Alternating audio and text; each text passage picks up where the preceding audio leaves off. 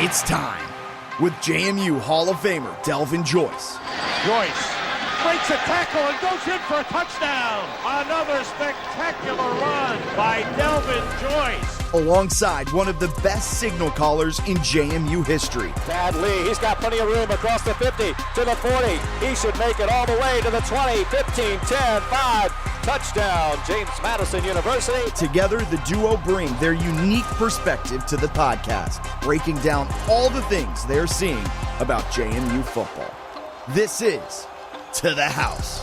Now, here's Delvin Joyce with Vad Lee. What's going on, JMU Nation? Welcome to another episode of To the House. This is a college football playoff game week episode of To the House. I am your host, Delvin Joyce, the People's Choice. I am joined by my co-host, Mr. Vad Lee, future JMU Hall of Famer. What's up, Vad? What it do, Delvin? Hey, man, I know it's college playoffs this Saturday. We got a lot of new listeners that's listening. I think it's important for the listeners, especially the Oregon fans, to understand who they're listening to. They're listening to a legend in Delvin Joyce, the People's Choice. Played 3 years in the NFL from James Madison, running back, special teams guru. And then, of course, you got your boy right here, the only player in Division I history to ever rush and pass for over 275 yards in one game. Came against SMU, by the way. Okay. Quarterback, JMU Dukes. I just want to get that out right now from the start because I want people to understand, especially our new listeners. I'm not trying to brag. I'm not trying to boast, but especially these people that feel like JMU does not belong. Man, you're looking at two of them right here, and we're not even talking about ourselves. We're talking about this current team that man, they make us look like we some old heads, man. They're ready to go. I love it, man. You get me fired up right now, Vad Lee. Let's go. And I love that you are dropping that right now, right off the top, because that is giving us validity and letting our listeners know that whatever we talk about tonight, you can just write it down, right? You can just book it. And so we're going to get into a lot of things. We're going to talk about a lot of the college football chatter that's going around right now. We're going to talk about the JMU coaching carousel that's kind of happening. And then lastly, we're going to wrap it up with a preview of the game against Oregon out in Autzen Stadium. All right. So, the cool thing about this episode, Vad, the cool thing about being in the playoffs right now for us is that we have no idea how many more episodes of To the House we actually have, right? Last year, this time, it was like, all right, we're going to the Boca Bowl. We got 2 more episodes and it's a wrap. This time, we could have 3 more episodes. We could have 4 more episodes. We could have 5 more episodes of To the House. Let's go. Right? Let's go. So Vad, obviously there's so much excitement around this game. I think JMU has pretty much sold out their allotment of tickets for Autzen Stadium for the game. I know there's only a few left. I bought my flight. I got my ticket to the game. I got an Airbnb with some former players, and we're all going to, hang out and enjoy and fellowship together and enjoy this history that JMU is going to make. I don't know how I'm going to explain to my kids that Santa Claus ain't coming this year because Daddy spent all the money on the Oregon game.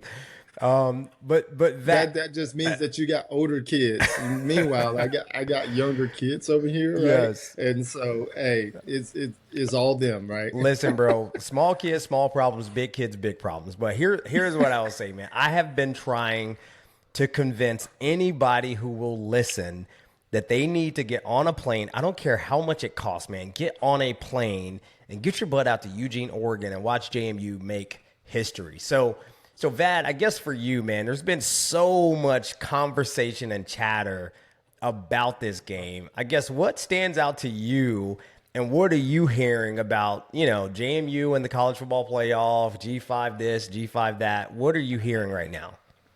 Yeah, G5 is getting no love right now. G5 is, they're getting no love in the grocery store. They're getting no love at church. I had a guy at church today. He saw me walking out. He was in his car, and he's like, JMU, how about it, man? How about it?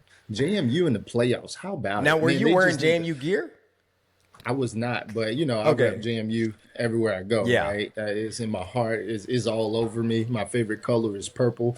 Right, and so I talk about JMU often, and he was like, man, how about he's a West Virginia fan, right? He's like, Okay, he's I'm like sorry. JMU, right. So his mindset was, man, if y'all can just keep it close. I looked at him like, bro, what do you mean? Yeah. What you talking about the dupes of JMU. We trying to You're go win talking it. about we're not trying to. We're going to, right? It ain't about trying to stay close, right? I got this. I wore my shirt, my national championship shirt from 2016. Out of this contest, we're the last national champ out of this 2-match contest. I know what you're gonna say, FCS and all of that good stuff, but man, we are getting no love. It's almost like, hey, just keep it close. I hope you guys keep it close. And yeah, man. But I will say, one of the things that sticks out to me is the sense of humor and the friendliness that has gone throughout social media Yeah. so far. JMU Sports News page, right? Bro, those they guys have are done- killing it. Like, shout out They've to done an amazing bro. job. Shout out to Jack and Bennett, man, because they have totally redeemed themselves from the Oh, no doubt. from the game day fiasco, right? Because they Oh, no are doubt. 1000% crushing it on social media right now.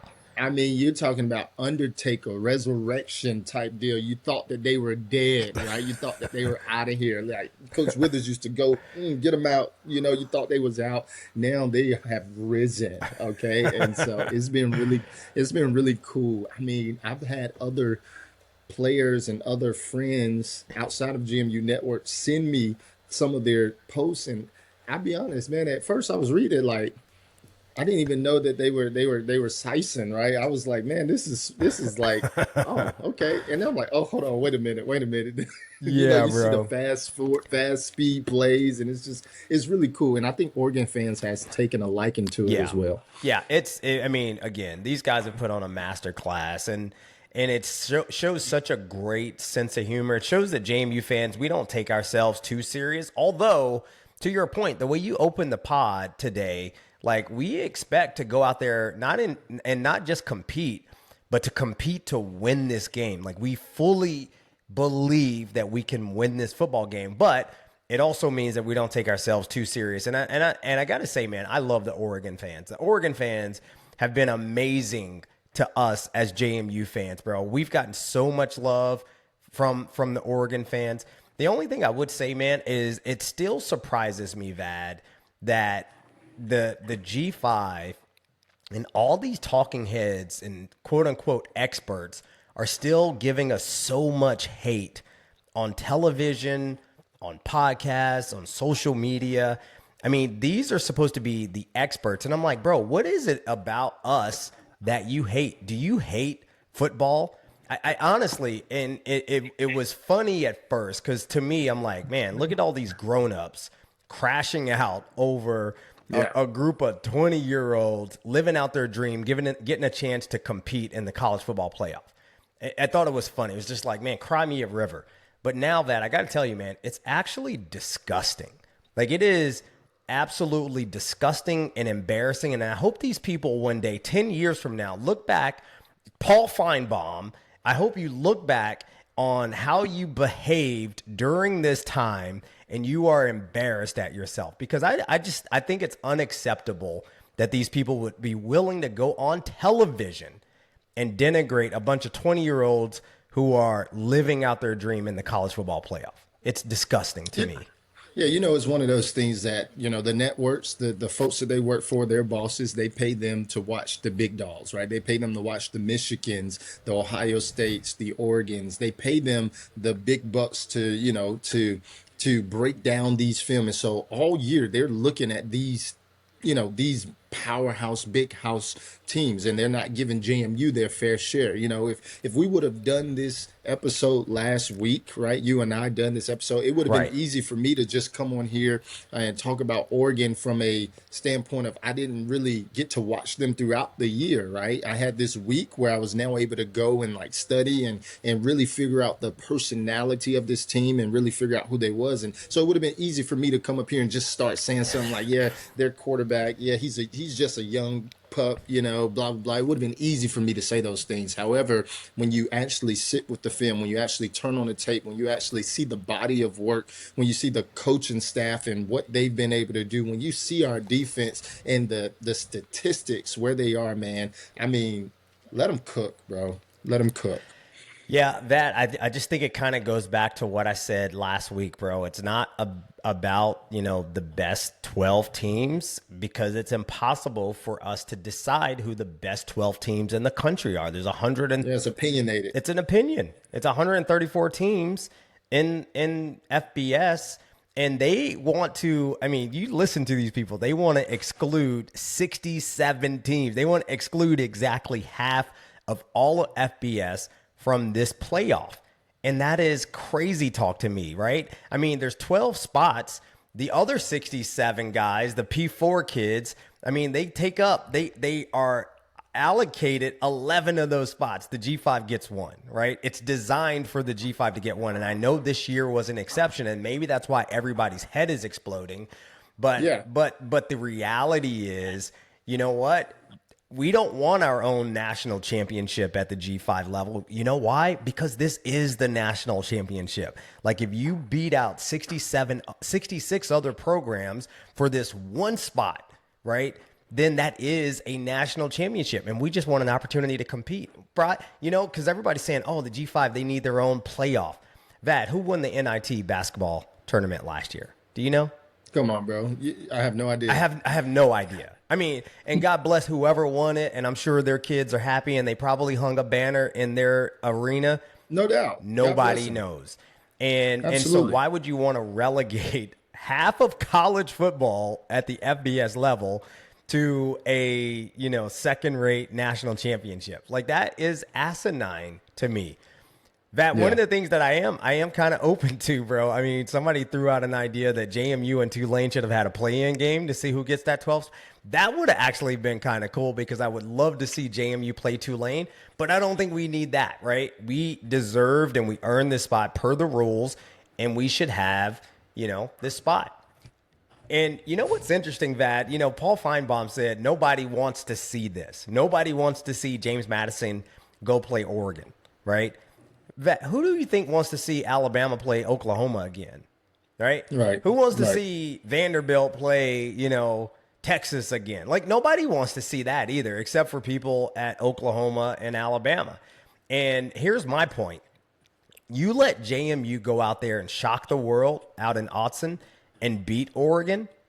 Which game do you think gets more ratings? Oregon at Texas Tech in the Orange Bowl, or James Madison versus Texas Tech in the Orange Bowl after shocking the world and beating Oregon? Which one gets more ratings? Everybody on there, JMU fan. Everybody's a JMU fan. It's like, hey, let's hop on this bandwagon and see how far it can go. Exactly. Right? We love, as American, I mean, just as people, especially in sports and football, we love a good underdog story, right? All the movies that we watch is about the underdog, the dude that couldn't pull the girl in high school. Now he got a little money in his pocket. Now he's able to pull somebody that he wasn't supposed to. We love an underdog story, and man, I just, because here's the thing, because that story would bring in the crossover fans, right? That story would bring in the people who aren't necessarily into college football, but they would tune in to see, oh snap, let me see this Cinderella James Madison team. Bro, People magazine would have Bob Chesney on the cover that week leading up to the game. I mean, that's how much I think that would draw other people. That boy be up there looking sharp. He'd be looking sharp. He had a hair looking extra crispy. But I mean, I can't take it, man, because it just blows my mind that so many people hate football so much. And by the way, I know there's people out there that want to make a reasonable argument that, you know, it's a shame that Notre Dame wasn't in. It's a shame that BYU also wasn't in. They deserve to be in, right?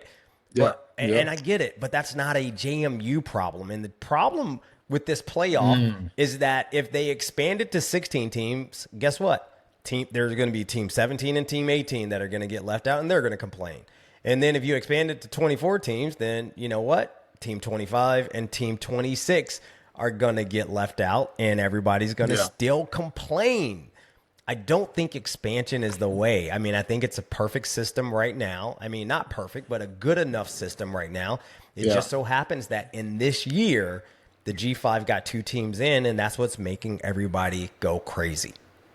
I love what you said, bro. It's not a JMU problem, right? And I think, one of the things people weren't expecting the ACC to play out like it did. Right. And so that created and opened the door for a JMU. Everything went right. Like, we weren't in until that ACC championship game happened. Like, there was a lot of things that had to happen for us to get in. SMU ended up losing. Then Duke ended up beating UVA. We technically, it was against us to get in.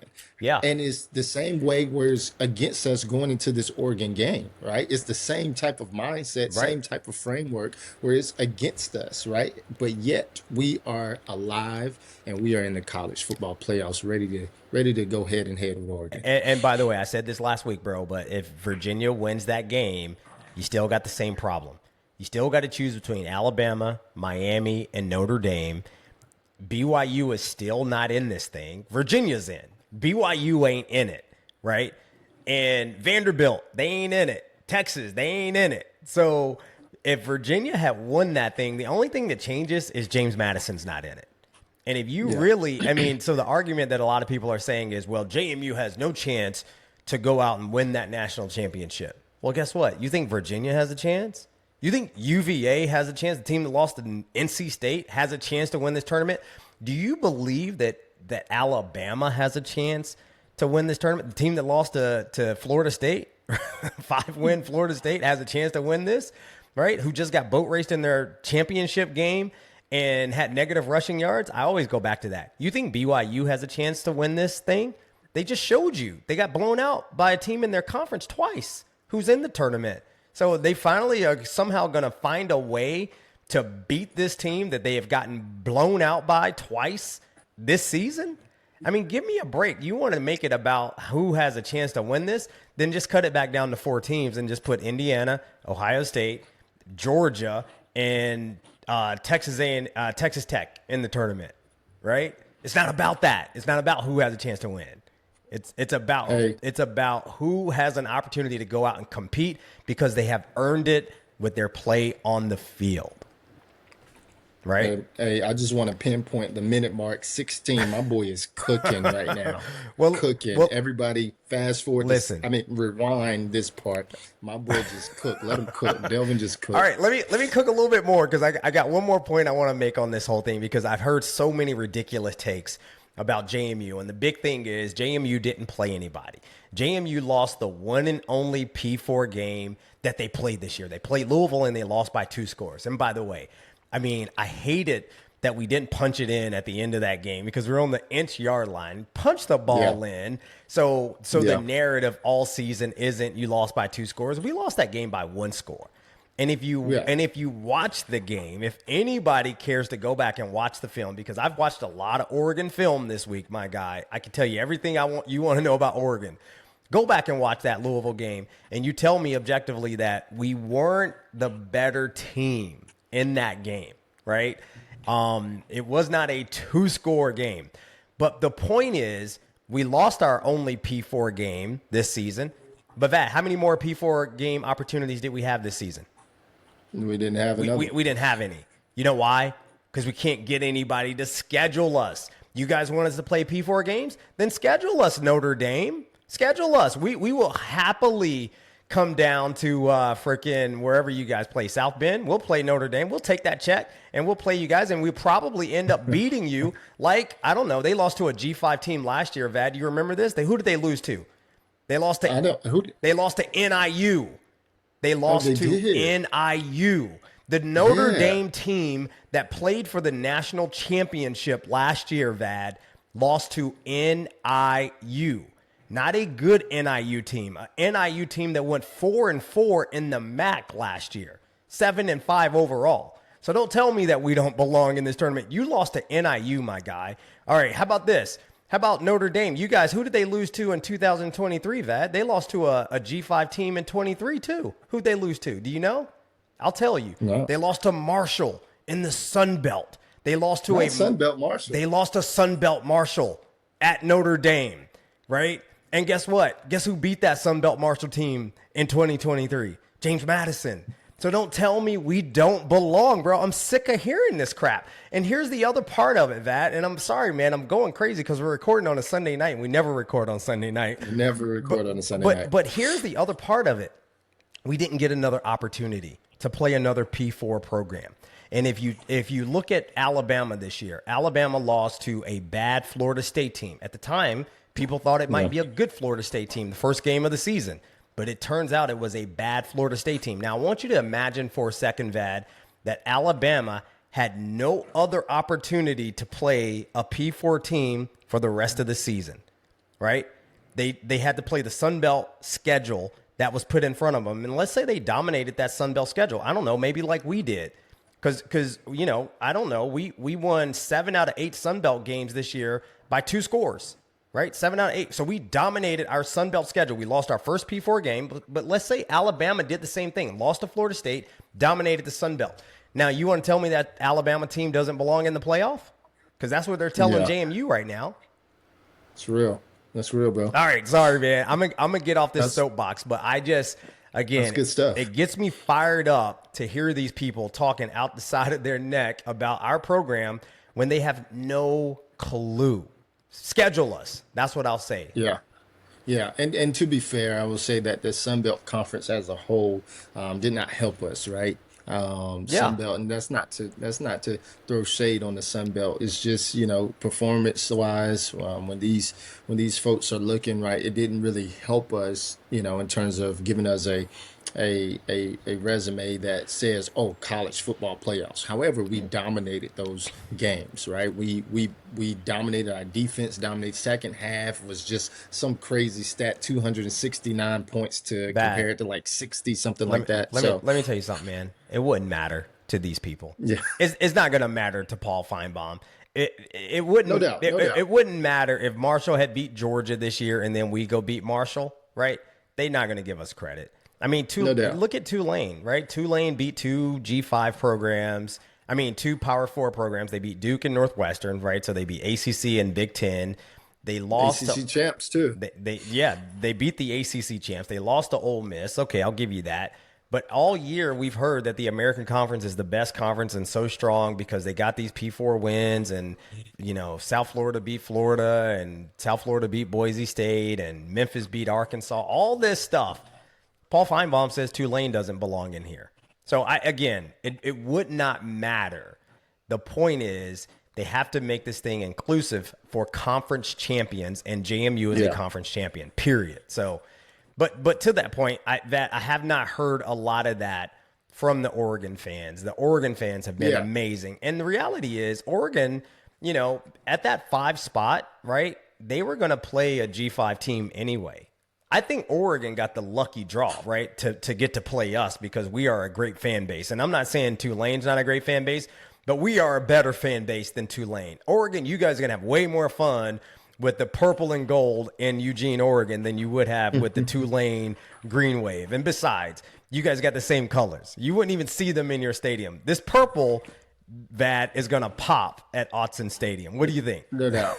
No doubt. I mean, 2 strong colors, right? Purple and green. Yeah. I just love it, especially, you know, I'll be watching on TV, maybe even at a watch party. But man, it's just, I'm looking forward to seeing the purple. I'm looking forward to, you know, the Oregon fans getting introduced to the streamers. Yeah. I'm looking forward to that, man. I don't know that we're going to get to throw streamers. I don't know that we're going to get to throw streamers. I mean, honestly, I think they're going to throw us out of the stadium. We couldn't even throw streamers at Coastal Carolina. Clarify that, because I don't want anybody cutting this up. You don't think we're going to be able to throw streamers? Why? Because they're not going to allow us to throw streamers. I think they would throw us out of Autzen. And by the way, I paid $411 for my ticket. I'm not getting thrown out to throw streamers. I'm just telling you right now, bro. Hey, I paid way too much to get out there. Throw a streamer, bro. How about this? You know what?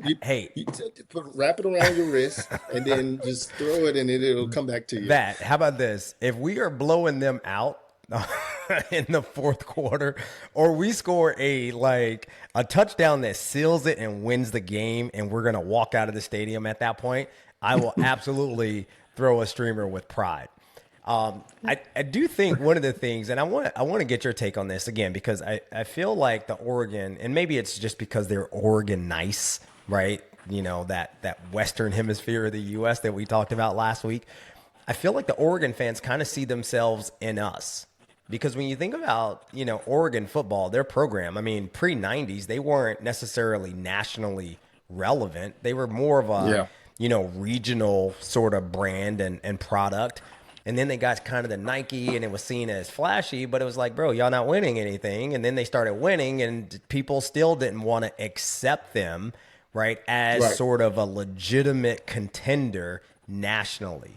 Right. It's only recently that I feel like Oregon has kind of gotten that acceptance from, quote unquote, the big boys. And I hate that term, the big boys. But it's only recently, I feel like, in the last 15 or 20 years that they've kind of gotten that acceptance. So I kind of feel like Oregon fans are like, man, welcome, James Madison. Like, you guys are kind of like we were 30 years ago. I mean, do you feel that too? Yeah, I definitely feel that. And I mean, credit to their head coach, Dan Lanning, and just the intensity that he brings to the Oregon program, because I mean, even when they were playing in bigger games and competing really well, it was almost kind of this thing where they were playing pretty boy ball or flashy, or, you know, it wasn't really like grinded when they played against bigger teams, or when they got to that national championship game. You can kind of see the difference a little bit when it came to smash mouth football, which I think will have, you know, some implications in the game that we play on Saturday. But yeah, I definitely feel the same way that you're sharing, because, you know, and to be fair, like I talked about it last week, you know, when I was at JMU, we had the uniforms, we had the helmets. We were on college game day, and our head coach revealed our helmets. We had no idea. We had these new white helmets that we played on college game day, and so we definitely see a little bit of them in us, and I think they see the same thing. Yeah, man. And by the way, I love Dan Lanning. You know why? Because the guy, he's only like 39 years old. It's crazy. I'm like 10 years older than this dude, but it's crazy that he played Division II football, right? Which, again, tells me something about your mentality. Like, when you played at that level, man, you played for the love of the game. And you can see it on this dude's face, bro. He loves football. So that is one of the things that I really, really respect about that program. And just sort of speaking of coaching, right? As we transition for a second, and then we're going to preview this game. Obviously, James Madison just introduced Billy Napier as their new head coach. I don't know if you got a chance to watch the press conference. I watched it from start to finish. And I got to tell you, man, I really appreciate the way that this transition is being handled. I feel like it is a grade A class act transition. And, you know, Napier, for me, you know, looking at the press conference, seems like a super humble guy.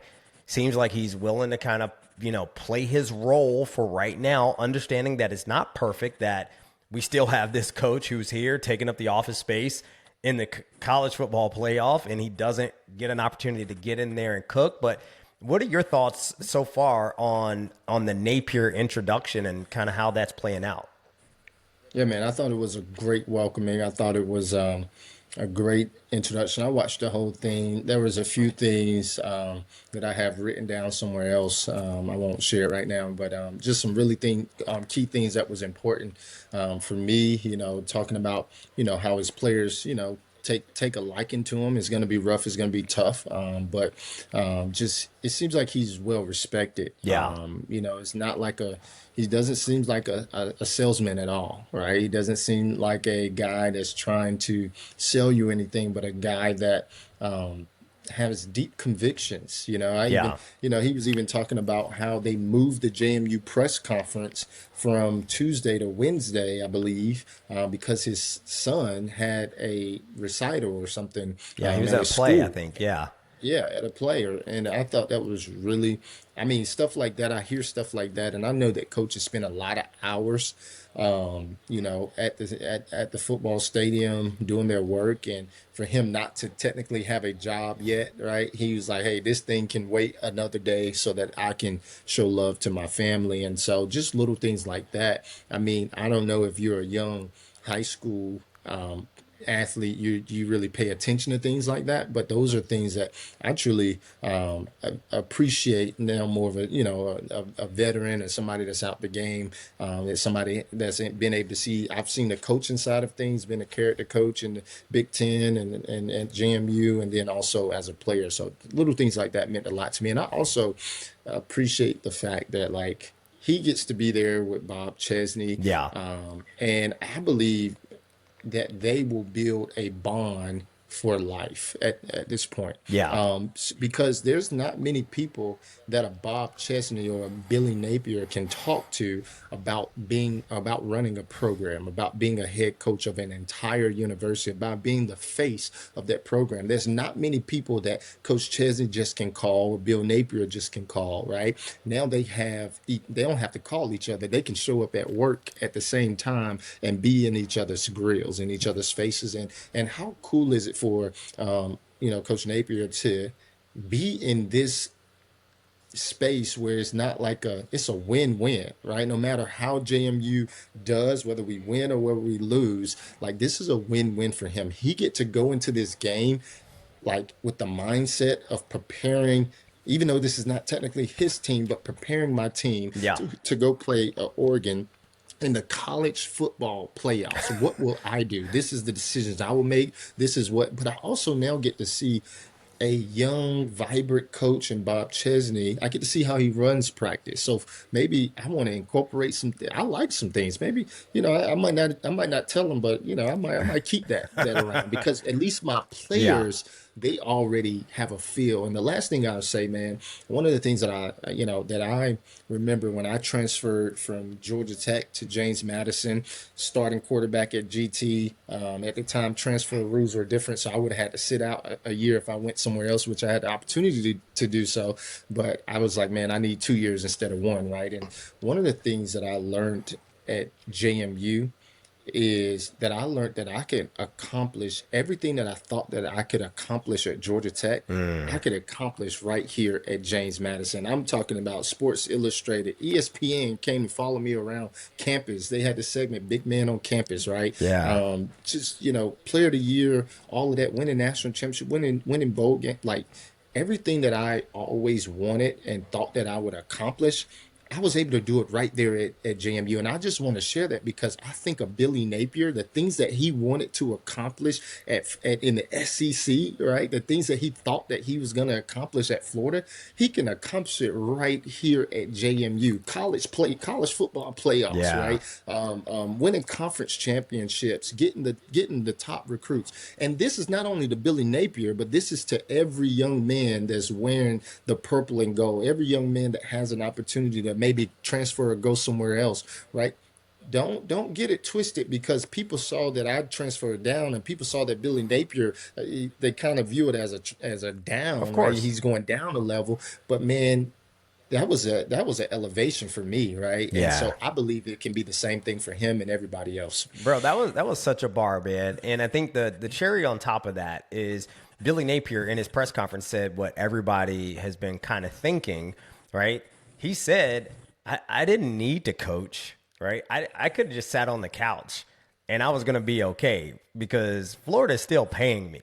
But he said, I want to coach. It's in my blood, and I'm hungrier now than ever. And I really needed to hear him say that, right? And I wasn't expecting him to say it out loud, but he said it, and it made me feel a lot better. The other thing I'll say about Napier, man, his sneaker game is on point. I don't know if you saw, dude has been stepping out in some sneakers, man. The Nikes, the Jordans. I'm like, dang, this guy got a heck of a sneaker game. But hey man, you getting paid as from one school, and now you're getting paid from a new school. Right. Hey, have at it. And your last school was a Jordan school, so your sneaker game should be tight. But No I doubt.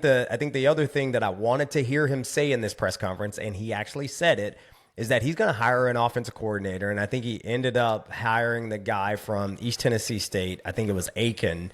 And that was the big thing that I think everybody kind of wanted to hear, because that was the rub for why a lot of people say things didn't go well at Florida, is because he was too involved. He was calling the plays and can't be the executive and sort of the game manager, right? Now, the flip side of that, again, you mentioned it before, kind of a unique situation. Bob Chesney now still coaching the team, but had his press conference out at UCLA. Vad, I don't know if you had a chance to watch that press conference at all at UCLA. Well, no, I did not, but I did.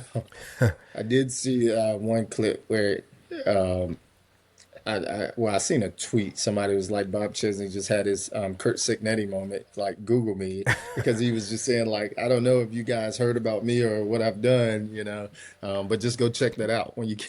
He literally should have said Google me. Like he missed an opportunity there to like go viral. He should have said, Google me, but I gotta give Ches credit, man. I think he's also handled this really well. I don't think this whole process has been easy for anybody. In fact, it's probably pretty weird, right? Not quite as weird as it is for Virginia Tech right now, who fired their coach, and your new coach just hired him as the defensive coordinator, which is like, I mean, that is like the weirdest thing I think I've ever heard, right?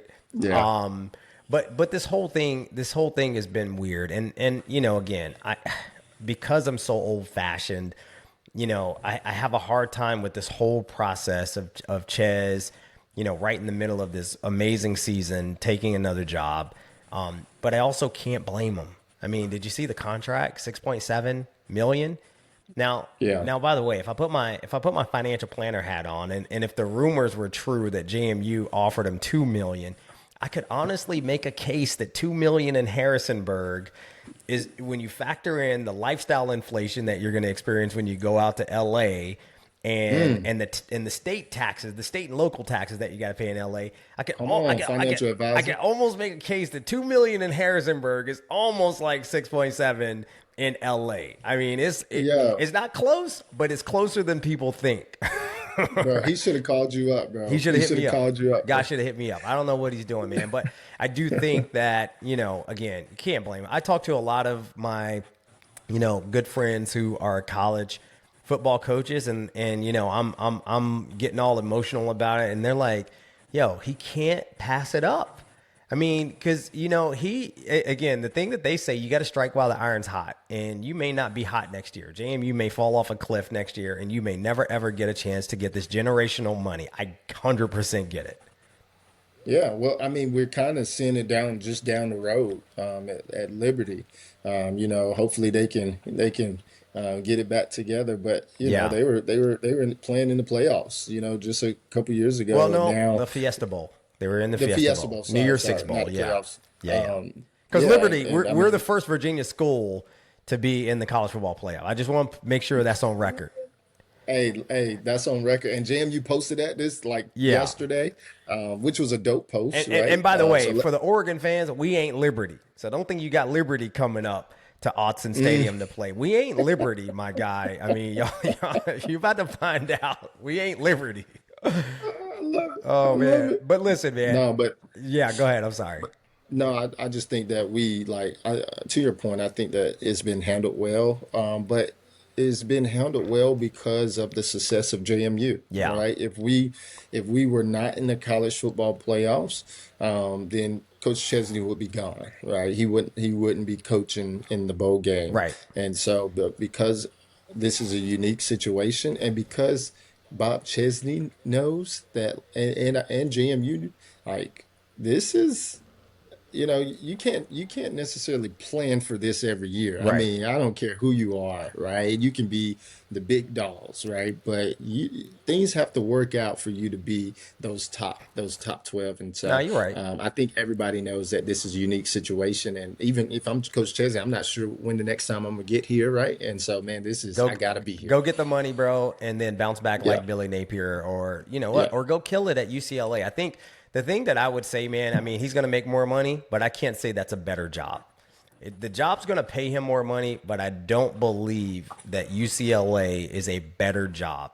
Bro, they play in a 92,000 seat Rose Bowl stadium that gets 30,000 people. They do not have the fan support that we have at James Madison. And so you're going to, you're going to run your team out at this stadium, and it's going to be not even half empty. It's going to be 3/4 empty. And he's got a tough job to do, man. I do wish him well, but he's got a job to do this week, right? And the important job is making sure that this JMU football team is prepared and ready to go play. The biggest concern that I've had, Vad, honestly, is whether or not he still has the locker room. Because you and I have been in these locker rooms, and we know what coaches say in the locker room. And they use words like what? Us and we. And family. And my biggest concern is that these players are looking at him say these words, us, we, and family. And in the back of their mind, they're saying there ain't no us and we anymore because you've already chosen a new family, right?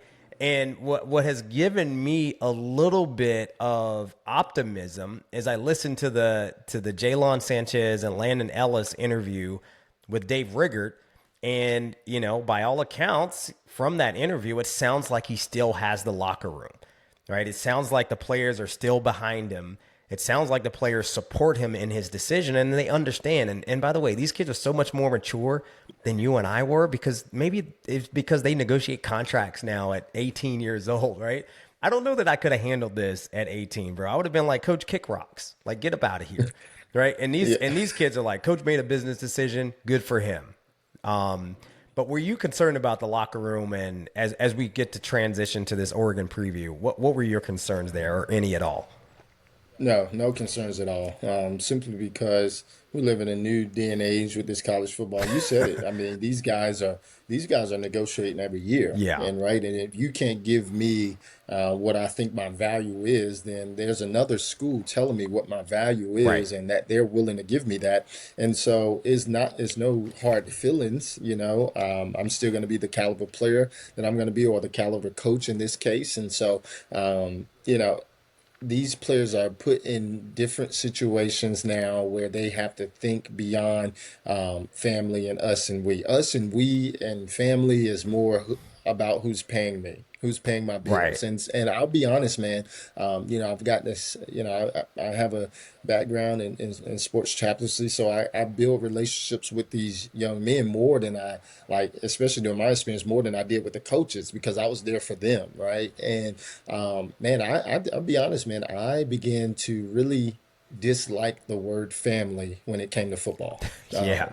Or when it comes to sports, let me just say it like 100%. that. Because I got to be on some inside conversations where it's like, yeah, let's try to get this guy to quit, or let's try to get this guy to graduate sooner because we need his scholarship, we need his spot, right? And then you get out to practice and it's like, hey, it's all love and buddy and family and all of that good stuff. Nah, bro, it's not. And so I really got to see the business side of it. Yeah. And so I'll be honest, man, I don't say. I remember when I was playing professional football in the USFL, and we used to break it down on family. I'll be honest, man. I was one that did not say that word because family means a lot to me. I agree, and bro. When I think of family, I think of, man, we in this thing through and through, thick and thin, and I just realized it wasn't like that. If I wasn't scoring, if I wasn't throwing the touchdown passes, I know you don't care about me, and it's okay. Yeah. Let's just keep it real. They're going to put you on the first thing smoking. And, it's so funny you say that, man, because I honestly, I feel like every time we get a new coach, I fall for it, right? They come in, they say how great Harrisonburg is, how magical this place is. You guys got the best fans ever. I love it here. My family loves it here, blah, blah, blah. And that is all true until somebody else comes along and offers them a bag. And I try to, this, Vad. I have two daughters, 19 and 17, and my son is 15. But what I tell my daughters, man, is these guys, they're going to say all the right things, bro. They're going to tell you how pretty you are and how much they love you. And you know what? Unfortunately, at this age, they're kind of all the same. And I'm kind of getting that way with these coaches. I'm not falling for it again. And I really hope Billy Napier comes in and kills it. But Billy Napier going to talk that family in Harrisonburg and all this stuff. And you know what? I'm going to listen to him in my right ear, but I'm not going I'm not going to believe it, bro. The proof is in the pudding. Right? If this guy, he did have one line where I thought this was unique. He said he talked to a lot of coaches that maybe coached here, that once coached here or whatever.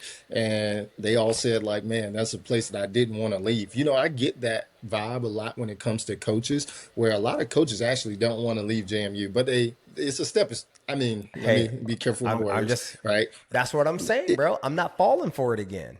No doubt. I'm not falling for it. Because I don't want to be disappointed, man. I really don't want to be disappointed. I think he's gonna. This is Vad's opinion. I think that we got a good one, and I think that we got a good one for a few years where we don't have to worry. Yeah. All right.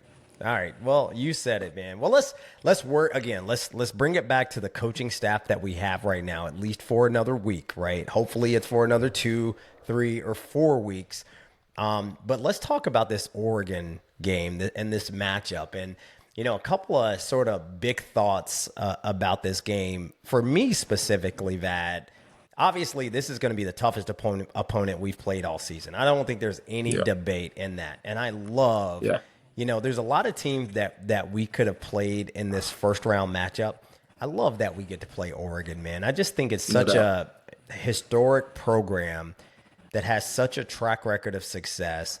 And I feel like they do things the right way out there. And so for us to get to go out and match up against them, I love it, man. And, going into this, I sort of feel like I did, even going into the Louisville game at the beginning of this season. Like, we just didn't know how we would match up against this team, right? Louisville, they were bigger than us. In some cases, they were faster than us. They had, a $20 million roster. They have all these 4- and 5-star athletes. And so how would our team match up against that? And again, if you look at the tape, anybody that wants to go look at the tape, put it on YouTube, right? You could see that we matched up really well with them. We controlled the line of scrimmage, especially on the defensive side of the ball. The other one for me, that was like when we transitioned from FCS to FBS, and we had that first game at Bridgeport Stadium where we paid Middle Tennessee State, $750,000 to come to Bridgeport and play us because we couldn't get anybody else scheduled. And it was like, man, all right, it's our first FBS football game. What is this going to look like for us? We're still in transition. We don't even have the right amount of scholarship players. We got a bunch of FCS players, some of them even walk-ons, right? James Carpenter, our best defensive lineman, was a walk-on who, by the way, went to Indiana with Signetti and balled out. And we went out and dominated that game and blew out Middle Tennessee State, which is like the most surprising result ever. Now, Vat, I have no delusions that we're going to go to Autzen Stadium and blow out Oregon, but am I crazy to believe that we will match up really well with this team and go toe-to-toe with them? Yeah, I think there's a lot of things that has to happen for us to, get the favorable outcome that we're looking for, right? Yeah. But I do believe that we have a full team, right? We have a full team that's, and I'm talking about all phases of the game. Yeah. Special teams, offense, and defense. And where I do see some opportunities for us to get going in the run game. I do see some opportunities for us to, we gotta make sure that our OC is being creative with some things, not too creative where we got to do, anything outside of us, but where we're not like, the quarterback power, that's like our quarterback, draw, that's like our favorite play when it comes to like third and short, right? It's little things like that that we want to make sure that we don't give them any indicators of what we are getting ready to do. Right. But when I watched this team, I mean, they had a game that they didn't punt not one single time. I'm talking about Oregon, right? Which game was that? That was, I think it was Rutgers versus Rutgers. I think that same game. What was Rutgers' record this year? They won 5 games. Yeah, 5-7. Okay. Yeah. I mean, I know yeah. everybody says, all these teams play a juggernaut schedule. I don't know that Rutgers team is a good football team, but keep going. Hey, I got love for Rutgers. They also got a JMU guy. I'm okay with that. Hey, that wasn't hate. I'm just stating a fact. You're stating it for Because the Oregon game. I don't know if you know this, JMU didn't play anybody this year. Right? No doubt. But the other thing is, man, their quarterback. This Dante Moore. I mean, I can't remember what game it was. It was against Minnesota, I believe, where he completed 90% of his passes. When I watch him on tape, I really do see an NFL type of quarterback. Yeah. I see a guy that's not trying to force it, but a guy that's just taking advantage of what the defense gives him, right? And he seems patient enough, but also big play enough where he can go for the quick score as well. I mean, the dude has a lively arm. Let me say that. He does. Like, as a quarterback, I look at mechanics. I look at the way that you're holding the ball. I look at the way that the ball is coming out. He has a knack and understanding of when the defender back is turned, his receiver is open. There was so many throws that I saw where the DB's back was turned and the ball was already in the receiver's hands. And so for JMU, we get handsy sometimes. We like to at the DB position, we like to make sure that you feel us, which I think is going to fare us well. Yes. Because these wide receivers at Oregon need to know that, man, this ain't going to be no cupcake. This ain't going to be no easy matchup. Right. And so, but Dante Moore, as a quarterback guy, when I look at this dude, I'm like, he got it. He got it. And he's a sophomore. Now the truth is he's not going to get any more NIL money from Troy Aikman, right? So I don't know if you saw that story. Troy Aikman was like, I gave NIL money one time to a player and he went to another school. Right, and I think it was Dante Moore at UCLA, and then he transferred to Oregon. Is that UCLA not getting any more money? Because that doesn't do well for Bob Chesney. I don't think he's giving any more NIL money to anybody ever again. He's done with it. Troy said, "I'm done with this." But I mean, I think for the JMU fans who are kind of like me, trying to figure out like what does this look like? What does this matchup look like? Can we match up toe to toe with these guys? And I'm also reminded of, the Indiana-Ohio State game. Like if you look at the metrics on that, Ohio State had X amount of blue chip athletes and, I want to say it was like over 40 on their roster and Indiana had like 7, right? And they still beat them. The stars don't mean anything, man. And so, but they do mean something in that, Oregon's got a super talented roster. There's a couple of things, though, that I would point to that would tell me that, objectively JMU can compete in this game specifically. And I think it's, if we look at outcomes versus common opponents of other playoff teams. So other teams that are in this playoff field who had a common opponent with our JMU team this season, right? The first one, the best example is Ole Miss this year. They played Washington State. We also played Washington State. Well, the score of their game against Washington State, Ole Miss, again, the 6th ranked team in this playoff, they beat Washington State 23-20. JMU beat Washington State 24-20, right? So again, if you're trying to find that common ground, I know there's there's always a transitive correlation, I believe, between some of these games. Now, the other one, and I'd say this might be a big one, is Indiana, the number 1 team in the country right now, the Big Ten champions, the team that also went out to Oregon and beat Oregon in Autzen this year by 10 or 11 points, I think. Well, they played a common opponent of ours, Old Dominion. Indiana beat Old Dominion 27-14. And by the way, I remember I was in the booth, calling a game for JMU, and we were looking at the score like, holy cow, Old Dominion came to play. They're out there competing with Indiana. They had a chance to really make some noise and even win that game, right? JMU beat that same Old Dominion team at full force, 63-27, right? The other one is Louisville. Louisville played Miami. We played Louisville. Miami played Louisville. Miami's also in this field. Louisville beat both of us, right? The difference is Louisville went down to Miami and beat Miami in Miami and had more yards against Miami than they had against our JMU defense. This Miami defense that has all these NFL players on it gave up more yards to Louisville than did JMU. All right. And then the last one, not a great one. Georgia, beat up on Marshall this year, 45-7. We beat Marshall 35-23. But I will say that was before they started starting Del Rio Wilson, which you and I have already said that guy is a difference maker at the quarterback position for Marshall. Right. So again, I wanted to go through that exercise to give our JMU fans hope that, you're going to listen to all these talking heads and all these people with these Twitter fingers saying that JMU doesn't belong and the G5 is so inferior. And I mean, if you look at our results against common opponents, against other teams in the field, it would not suggest that this is that much of a mismatch.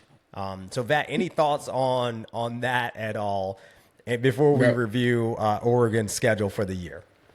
Yeah, bro, I just love that you brought up that point. I think that is a point that, one, our JMU fans need to know and hear, but also for the world to know as well. Those that say that, you don't belong, at the end of the day, you got to play football. At the end of the day, the ball, toe meets leather, and you got to put the ball down and you got to execute, right? These are two talented teams with great history. And so on that alone, the history didn't get them there. This current football roster got them there. Right. The coaching staff got them there. And so, and they've earned it with how they've played. And so, yeah, man, I appreciate you bringing that up because I believe you bring a little bit more humanistic, to the game. Because right now it almost seems like a fairy tale. It almost seems like, you should just happy to be here, or this is going to be a blowout, or you have no chance, right? And so I think you really you did a great job of just bringing it down to playing football on Saturday. Yeah, don't be surprised when we go out there and compete. And I think, as I look at the results for Oregon this season, right? First game of the season, they played Montana State, an FCS program with less scholarships than them, less resources. And I feel like people are framing this game as if they are going to play an FCS team. That is not what's happening. Like, we have the same number of scholarships as them. We are conference champions. We have inertia on our side. We've won 11 straight games, right? Since the Louisville loss. We've won 11 straight games. And when you have that inertia going for you, it's kind of hard to see yourself losing. I mean, we got that on our side. Before you go too fast on that, like one of the thoughts that I have too is it wasn't that long ago where Oregon had a starting quarterback in Vernon Adams Jr. who went up from a FCS program and was their starting quarterback at Oregon. So even if you were trying to frame it that way, which is not right, but even if you were, I mean, Oregon was a result, had a product, had a person that came from, I think he played at Washington State with the Red Field, right? And he had a great career there and then transferred up where he competed well at Oregon. And so these guys know, they've seen it before. So come on now, it's at the end of the day, you got to play football. And there are talented guys that are not on Oregon roster that's on JMU roster. That's exactly right. And then so they beat Oklahoma State, a bad Big 12 Oklahoma State team, 69-3. They beat Northwestern, who also lost to Group of 5 team Tulane this season, 34-14. They beat a bad Oregon State, 41-7. I think App State also beat Oregon State, right? They also beat Penn State, in double overtime. And that, by the way, that was before Penn State's season kind of imploded and turned into what it is. They lost to Indiana 30-20. Right? I don't know if you watched that game, but I hope all of our players watched that game because I watched it. I watched it again. I watched it in real time, and then I watched it again. And I think what stood out to me about that game is that Trent Hendrick is going to watch that game. And Trent Hendrick played for 2 seasons with Aiden Fisher. And Aiden Fisher was all over the field for Indiana in that game, making plays, sacked Dante Moore. And Trent Hendrick is going to say, you know what? If Aiden Fisher, who shared, the linebacker core with me here at JMU, is doing that against that Oregon offense, I know I can go do it. right? Yeah. And they're going to look at, Tyreek Tucker, who is also at JMU, who also I think was all Big Ten this season, was in Oregon's backfield the entire time. Bro, that dude didn't even play at JMU. Like he I don't even think he saw the field when he was at JMU. Now his brother did, right, who transferred to Texas, but Tyreek Tucker didn't see the field at JMU. So Jacob Thomas is going to say to Manny Bush and Lockett and those guys, and they're going to say, bro, this guy Tyreek Tucker who was here and didn't even play, he was in the backfield all day against Oregon, right? They're going to look at Elijah Surratt and say, look at this guy catching all these. I mean, Elijah Surratt had like 12 catches against Oregon. So again, I love that this Indiana team went out there and did what I think our JMU team can do, is just go out there and compete. They beat a bad Rutgers team. They beat a so-so Wisconsin team. If you watch that Wisconsin game, Vad, it was a very close game. Oregon was a 31-point favorite in this game, and they won the game by 14. 31-point favorite. They scored 7 points in the second quarter, 7 points in the third quarter, 7 points in the fourth quarter. Like, it was not an offensive explosion. And Wisconsin, if you watch it, they were in the backfield a lot. Like, they used a lot of speed and quickness to get to Dante Moore and to shut down Oregon's running game. So, and then the big one for me was Oregon-Iowa. I think that was a really gutsy win for Oregon. But Iowa took it to them, man. You and I talked about this game, right? Like, Iowa is like a team of kind of like JMU. Like, they don't have a star on the defense, Right. but their defense balled. Like, think about this for a second. I don't know if anybody talks about this. JMU had the best defense in the Sun Belt, number 2 in the country, but we only had one person that made the first team all Sun Belt team in Trent Hendrick. One person. Yeah. So what does that tell you? Is a solid, cohesive unit. But what do you think about the Iowa game, 18-16?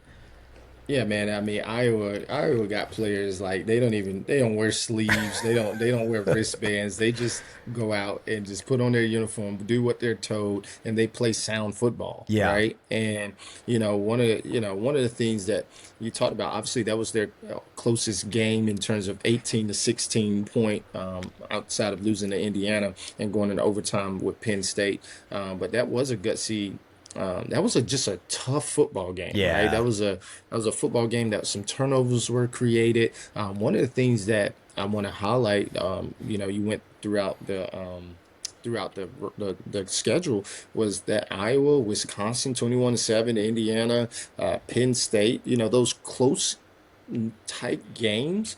These teams had over 100 yards rushing. I will say that. And so one of the keys, and, I know we might do that later, but I'll just go ahead and share it now. One of the keys to us being able to compete well and compete to win is that we have to find a way to run the ball, because this is a good defense that does not give up a lot of yards on the ground. And so we're going to need to use our running backs. We're going to need to use our quarterback, and our quarterback can't just sit back there in the pocket and take sacks. That's one thing that will decrease your rushing yards, right? It will cause you to go backwards instead of forward. And so, but that is one of the things that I noticed about all of these games that were closer, the Penn State, Indiana, and then the other thing with Iowa game specifically, they had the ball 33 minutes compared to Oregon 26 minutes, and Indiana also outgained them as well. I believe Indiana had the ball for 33 or something. I got it written down somewhere. But yeah, Indiana had the ball more than Oregon as well, 33 minutes to 26 as well. Yeah. And so I think that is a formula in a way where they have a great quarterback, and Oregon does a great job in space. Let's I think that their offensive coordinator, which they lost, and so by the way, I think that fares us, advantage JMU, because he's not going to be there. Exactly. And I was going to say it's different with Bob Chesney, who is leaving, right? You could say, oh, your coach is leaving to go to UCLA, but he's still there. He's still in the building. It's still the same game plan. Yeah. Now Oregon has to try to take a guy that knows the offense. I mean, all the coaches knows the offense, but they might call it differently, right? And so, and I actually know the guy who's Drew getting ready Maringer, to right? call plays. Drew Maringer, who used to be my coach at James Madison, and an amazing guy. I think he was like 28 years old as our offensive coordinator at JMU, and man, we were balling. But I will say, Oregon is a 3-level pass concept type of team. What I mean by 3 levels is they always have a guy vertical deep, right? They always got a guy intermediate, and then they got a check down all on the same side. And sometimes it can come differently. Sometimes it comes from a guy doing a long crossing route, but he's going to end up on the side where the quarterback can go 1, 2, 3, right? And so it gives the quarterback an opportunity to have vision, everything in his face, like everything right there, and then always having an outlet. This quarterback doesn't like to necessarily run, right? He doesn't like but to, he can. But he can, and those sort of things, man. I can, as I was just thinking about how the game potentially could go, I was thinking about JMU defense doing really, really well, locking them up, and then it gets to these 3rd and 6, and then we forget the quarterback running, right? And it's like, dang, we was doing everything right, and we forget that part. And so those are the things that we're going to have to look out for, because even though he don't want to take off and run, he can.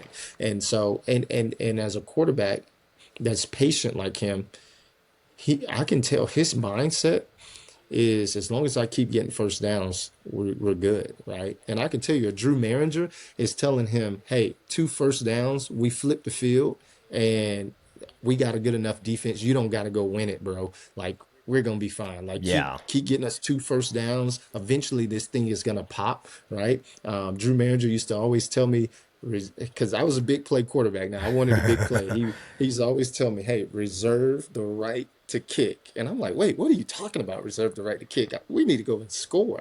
And he's like, no, like, hey, we're going to get there, but be patient, right? And so I love Drew Maringer. I think he's an amazing coach. Just a little quick story, another detail about him. Every day he used to write on his wrist, no retreats, no rewards, and no regrets. He used to write that on his wrist. I don't know if he still does that. But I don't know, just something about that guy fires me up, because he's young, he's vibrant, but he also understands the mindset of a quarterback. He's been around some good ones, right? Ohio State, he was at JMU. I think he was at Texas, Rutgers, and he's been in Oregon for a while, the last 4 or 5, 6 years. And so anyway, he's primed for this opportunity now.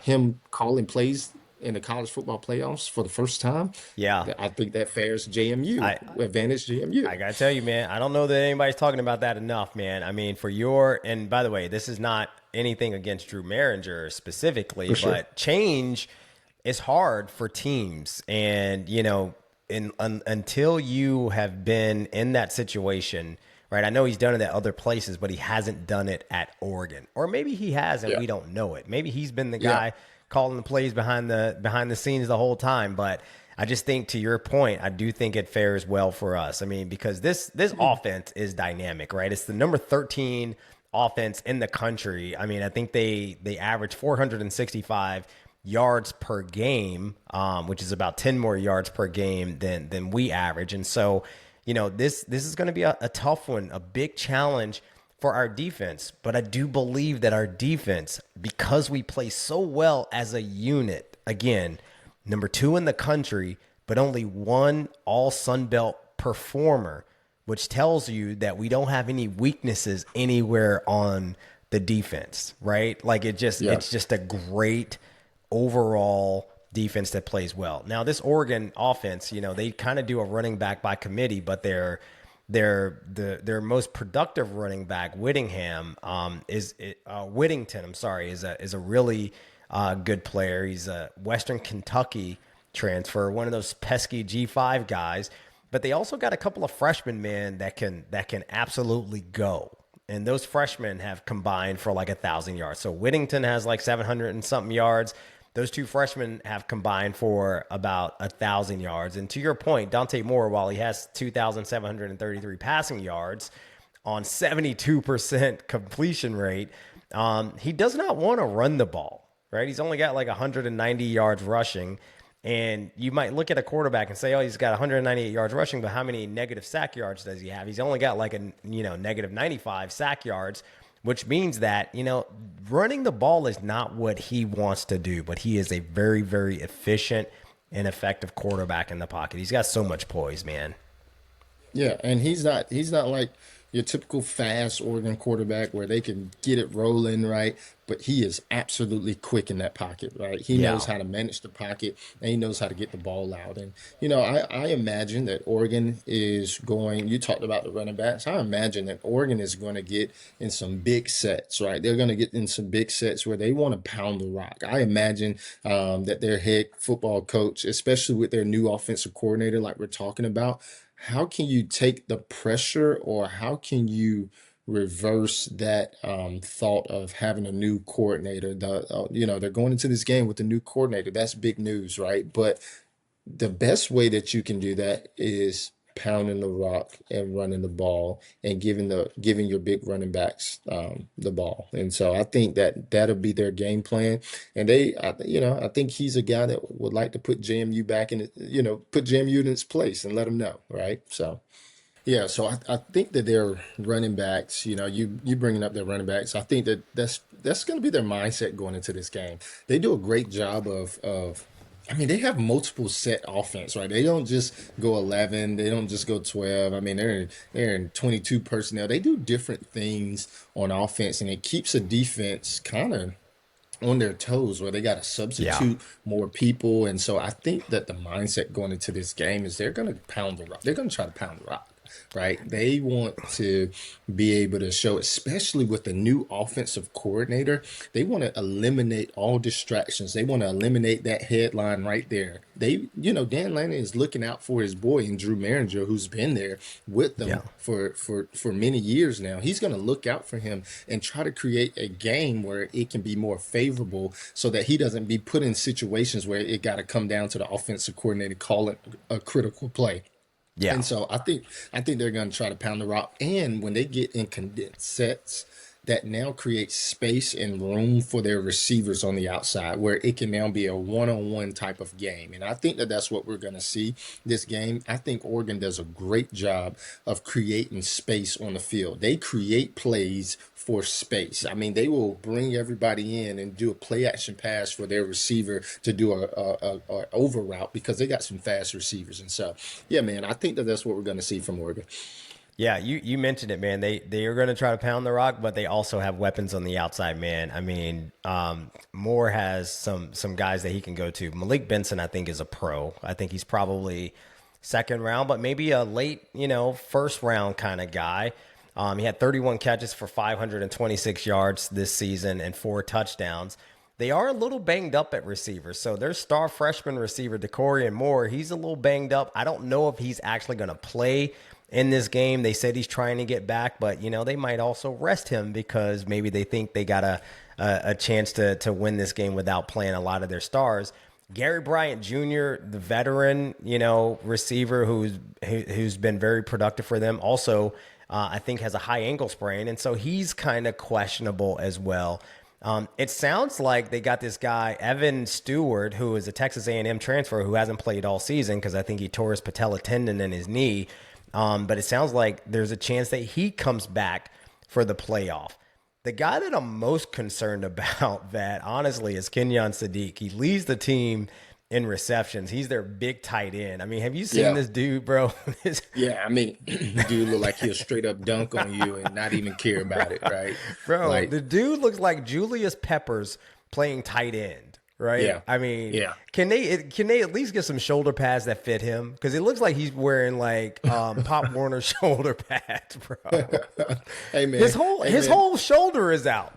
Hey man, players choose that, but I love that Julius Pepper comparison, especially me talking about basketball because it just Julius Pepper's played basketball at UNC and in college, and this guy just has the framework and the body where it's just like, put it in my vicinity, I'm gonna get it, and so he's a beast. I think that we've had our linebackers one-on-one against tight ends, all year, really. And so that is going to be a interesting. I don't know that that's a job for. I don't know that we're going to put Trent Hendrick in coverage. I'm not too sure about that. I don't think so. Because this dude is also fast, man. He's 6'3", 245, but he can also run and he can stretch the field. And if you watch Oregon film, bro, they'll run him down the seam and take him deep. And I just think he's probably going to be either a matchup for, I could see them putting Jacob Thomas on him in the seam and coverage at times.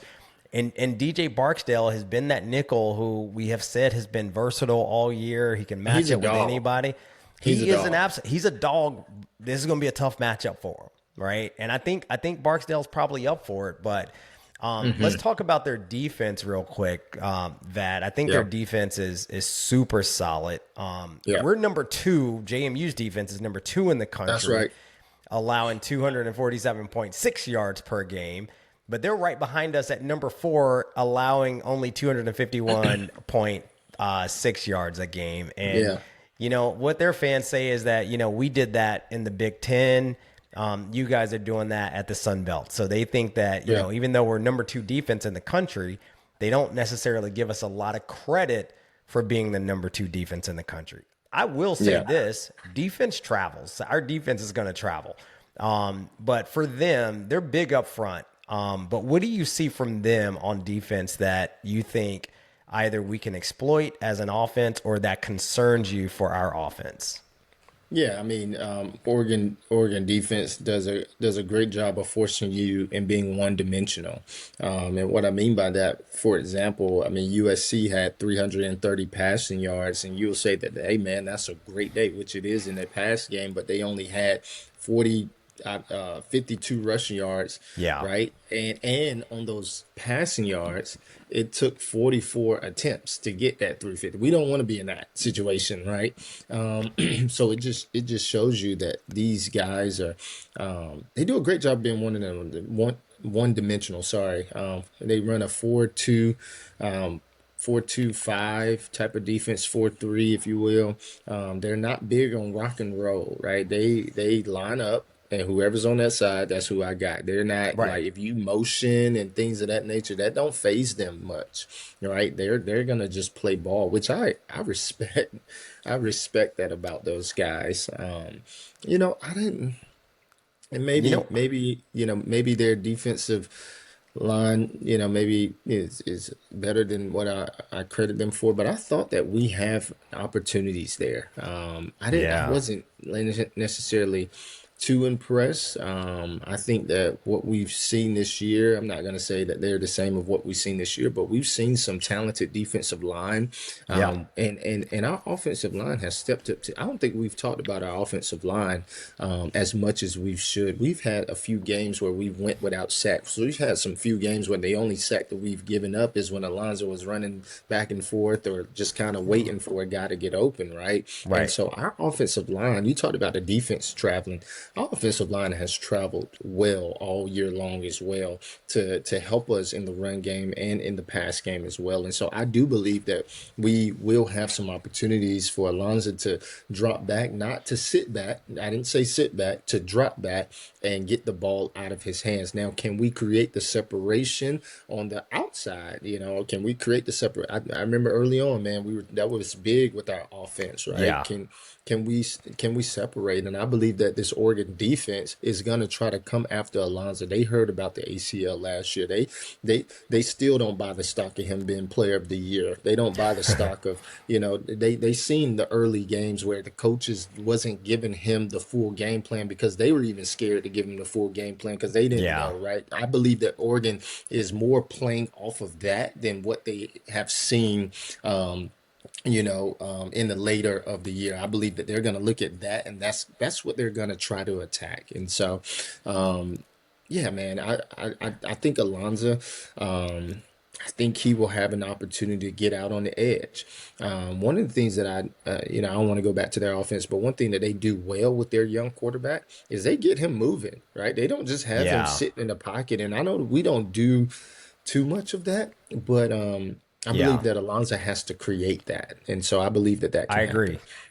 Yeah, when I'm looking at this Oregon defense, you know, one of the things that jumps off the page for me is that their defensive line barely has any sacks at all for the season, right? Their leading sack getter on the defensive line is Amari Washington. And by the way, dude is a menace. I mean, he's 6'3", 330. He's always in the backfield. but he only had 1.5 sacks this year. Now he gets a lot of tackles for loss, but it's interesting to me that he leads the defensive line in sacks for the season at 1.5, right? Sahir West got 7 sacks, right? Xavier Holmes got 6 sacks. Like, our defensive ends get to the quarterback, and it does not seem like their defensive ends get upfield and get to the quarterback. Their defensive tackles don't get upfield and get to the quarterback. But here's who does get to the quarterback because they like to bring a lot of pressure. They're linebackers, right? Tuiotu has 7 sacks. He leads the team in sacks as a linebacker. They got another linebacker who has 5 sacks on the season. So where they have success on defense is when they are bringing pressure and they get these linebackers on blitzes, and that's how they get to the quarterback. That's going to be key for us.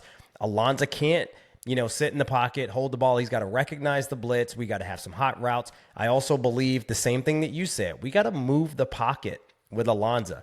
They struggled a little bit against Iowa, whose quarterback ran a bunch of quarterback draws against some of these blitzes. And, he ran quarterback draw and run for 25 yards or so. It didn't show up in the stat line because the guy got sacked 100 times in that game and gave up all of his rushing yards to sacks. But the point is, if Alonzo can get moving, get out of the pocket, be very effective on the RPO game, make really good decisions on when to hand it off, when to throw it, or when to keep it himself and pick up big yardage and keep the chains moving to keep that Oregon offense on the sideline, I think that is an absolute key to success for us. The other thing that I also noticed about this Oregon defense is that both of their cornerbacks are freshmen, right? Finney and then the other kid, I can't remember the other kid's name, but again, I just think we got to challenge these guys vertically, man. Like, we got to take some shots, and what do we have to lose, bro? You talked about Merringer being conservative and telling Dante Moore 2 first downs and reserve the right to punt. I hope Dean Kennedy's not saying any of that to Alonzo. Alonzo, let it rip, bro. Like, get the ball downfield and let's challenge these guys vertically. I think Landon Ellis has a game. I think Nick DeGennaro, sneaky speed guy, has a game. I think Braden Wisłowski going up and challenging these freshmen to pick up some big yards by mossing these kids down the field. I also think we just need all the heroics. And then last thing I'll say about offense is, obviously Wayne Knight is our superhero.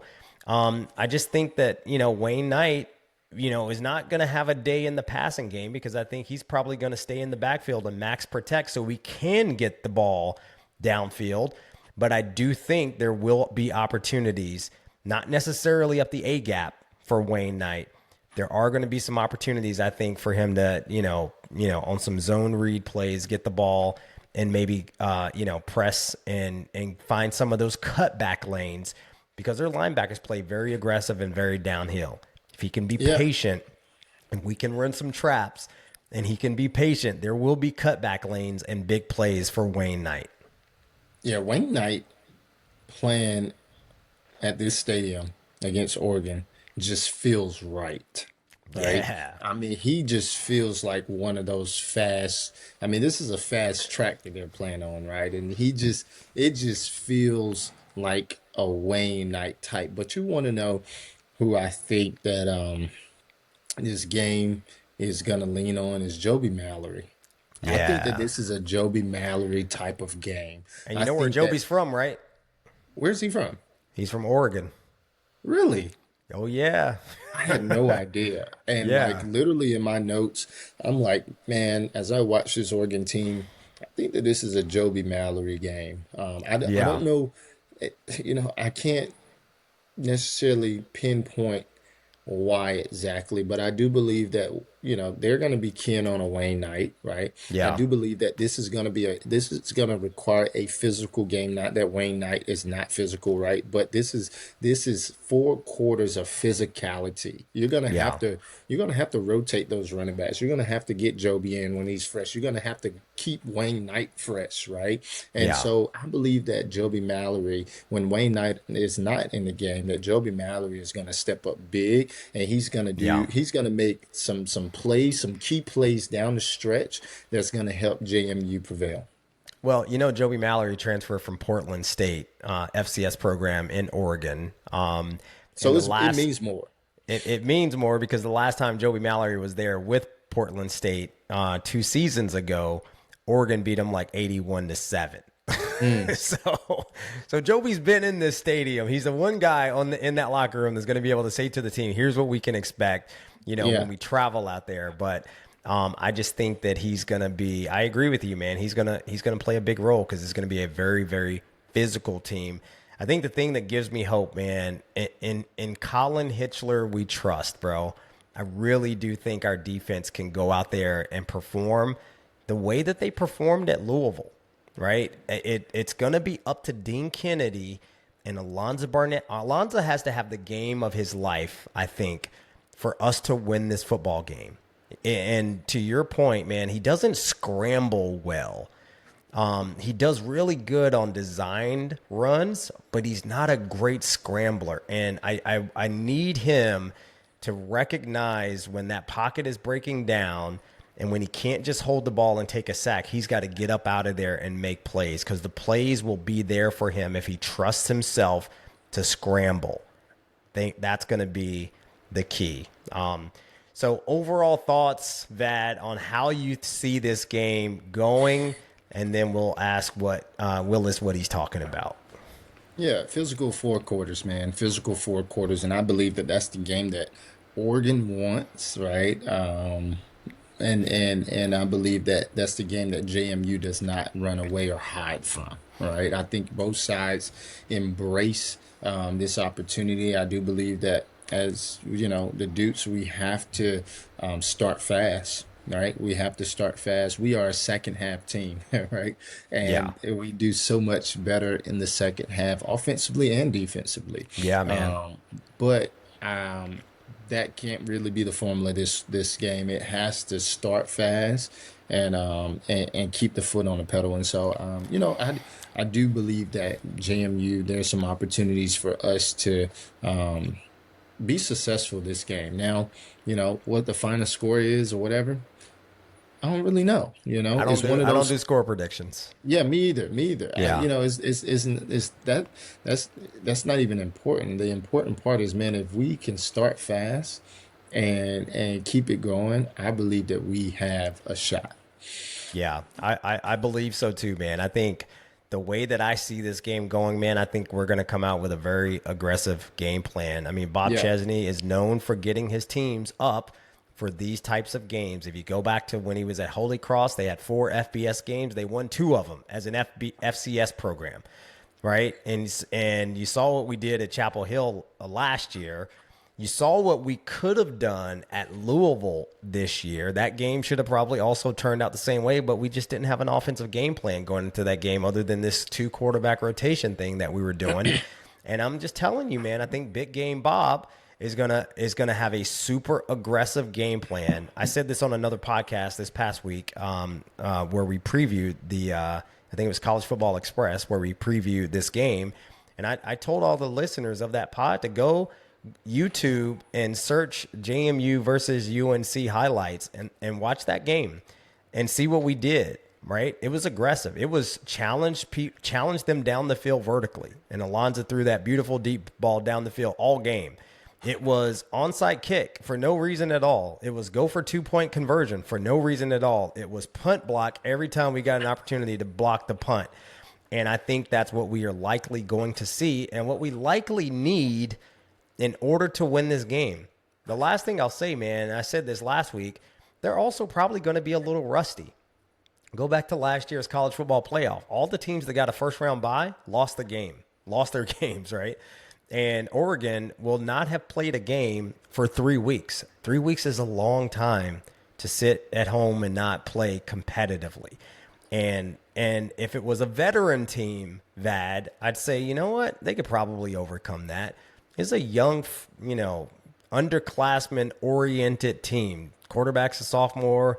DBs are freshmen. Running backs, freshmen. Receivers are freshmen.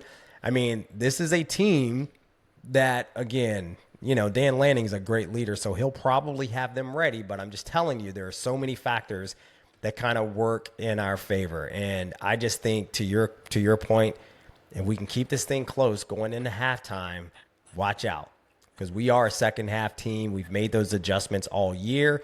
And all it's going to take is for those players to get in that locker room and start to have that belief that they can come back out in the second half and have a chance to go to the Orange Bowl to play Texas Tech. That would be amazing. All right. So, again, I am expecting the Dukes to play really, really well, shock the world. And you know what? It's going to be a party in Harrisonburg, brother. It's going to be a party in Eugene that night, but it's going to be a party in Harrisonburg all the same. All right, Vad. Let's go to what you talk about, Willis. I'm going to do this really, really quick because I really want to get to the house, man, because you've been setting me up for this one, man. You've been telling me you had a word that you wanted to share with the people, but hey, man, I'm gonna take us to church. let's take it to what you talking about, Willis. What you talking about? What you talking about? What you talking about? What you talking about, Willis? So my what you talking about, Willis, this week, man. I mean, obviously, we spent a lot of time talking about all the G5 slander and the G5 hate. There is this guy on Twitter, man, who says he covers the Oregon Ducks. His name is Aaron J. Fentress. He's at Aaron J. Fentress on X or Twitter, whatever you prefer.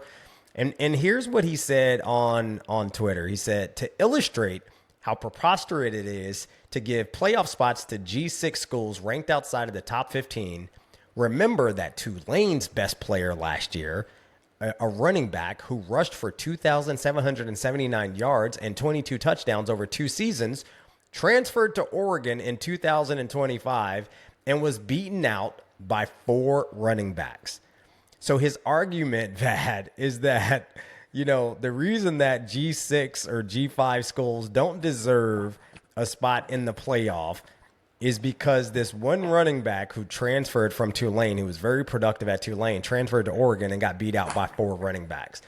Like, what are you talking about, Willis? Right? Like the G6 is, or the P4 in college football is littered with players who have gone from the G6 and been very, very productive at the P4 level. I mean, look, none other than Diego Pavia, who transferred from New Mexico State, who was in New York for the Heisman presentation.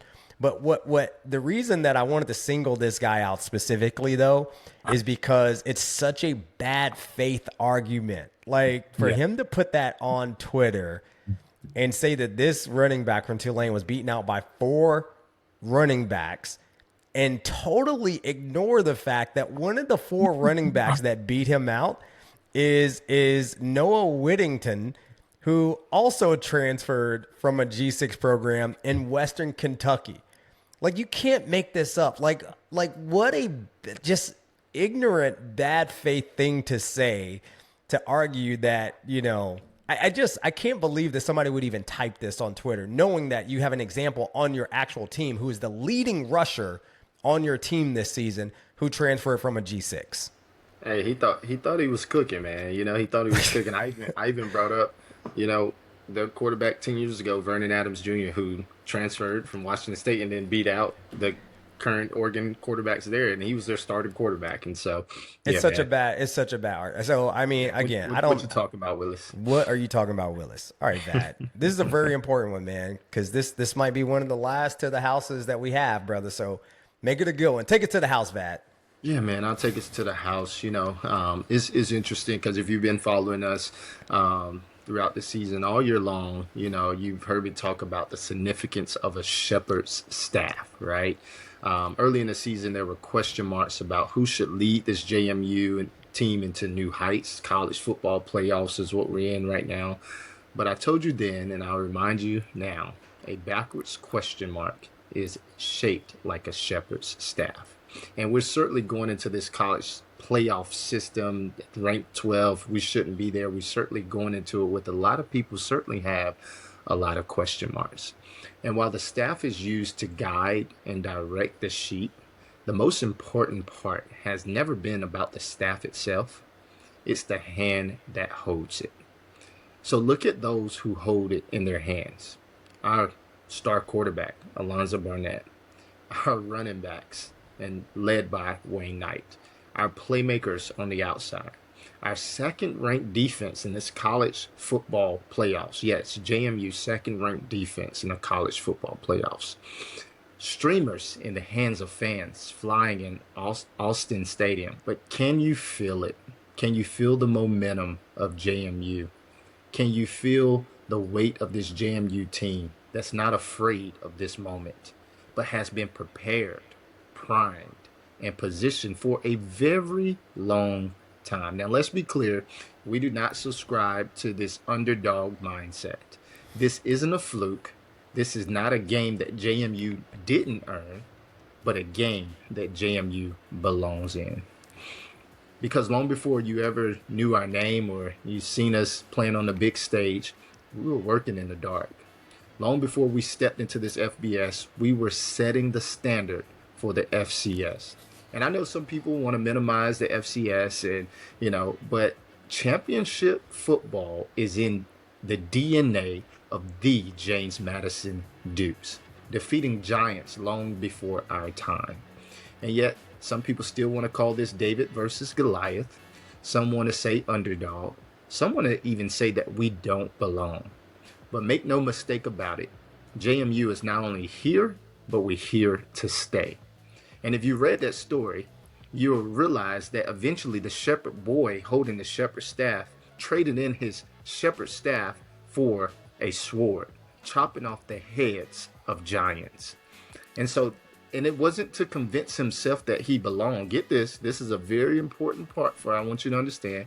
He wasn't striking giants so that he thought that he belonged, but it was for everybody in the arena, everybody in the world, everybody in the nation to acknowledge the moment that JMU is having and to be crowned the king. And so come game day, the nation will understand exactly why we're here. And to cap it off, our leader, our quarterback said it best. It's time to kill. Oh, let's go.